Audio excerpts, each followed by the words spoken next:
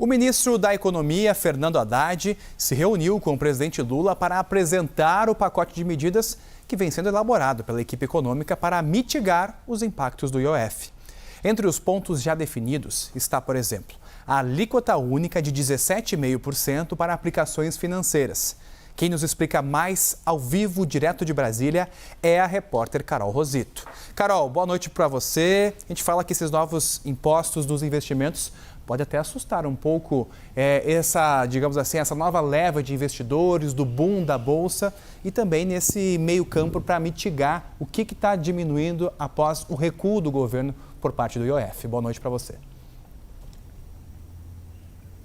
Oi, Estevam, boa noite para você, boa noite a todos. Esse plano alternativo do governo ainda gera muitas dúvidas, no mercado financeiro, dentro do Congresso Nacional também. Então, só para a gente atualizar uma situação de momento, o presidente Lula está reunido mais uma vez, com o ministro da Fazenda, Fernando Haddad, aqui no Palácio do Alvorada, uma reunião já que dura muitas horas, desde o fim da tarde de hoje. Haddad voltou aqui para o Palácio do Alvorada para fazer esses ajustes finais, ajustes finos nesse plano que pode ser apresentado, segundo o ministro, ainda nessa semana por meio de uma medida provisória. Mais cedo, hoje, Haddad já esteve aqui no Alvorada, conversando com o presidente Lula, mostrando tudo que tinha sido discutido com os líderes e também com a cúpula do Congresso durante o final de semana. Lembra aquela reunião longa também que aconteceu no domingo na casa de Hugo Motta, quando Haddad foi apresentar de fato todas as propostas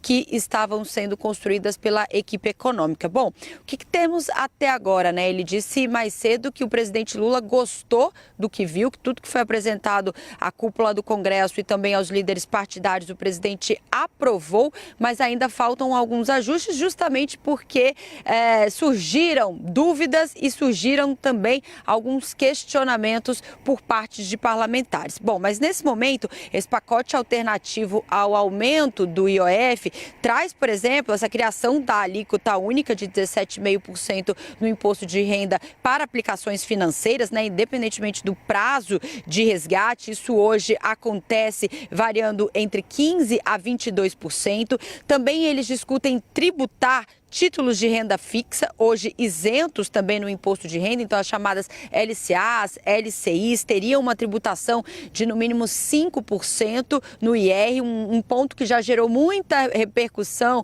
lá dentro do Congresso, principalmente na bancada ruralista, que vem alegando que isso pode aumentar o preço dos alimentos. Também trabalham em elevar a alíquota de juros sobre capital próprio, o chamado JCP, de 15% para 20%. Haddad disse, inclusive, que essa teria sido uma medida sugerida pelos próprios parlamentares. Também trabalham com a taxação das apostas esportivas, as chamadas bets, que apesar de já ter passado pelo Congresso Nacional, eles sugerem agora aumentar a alíquota de 12% para 15%. O governo ainda trabalha a opção de projetos para discutir isenções fiscais, rever benefícios fiscais, por exemplo, tratando ali um corte de 10% em isenções fiscais. Como eu disse, repercutiu ali dos dois lados dentro do Congresso Nacional. O presidente Hugo Motta disse que não não se comprometeu em nenhum momento em aprovar esse plano, mas que traz ali, está comprometido em dialogar e conversar com os parlamentares.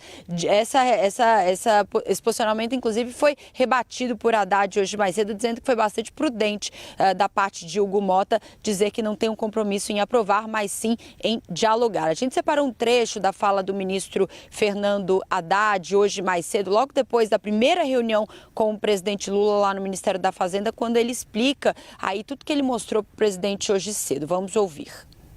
No caso do gasto primário, o Congresso vai organizar uma reunião com a área econômica para a gente enfrentar esse debate.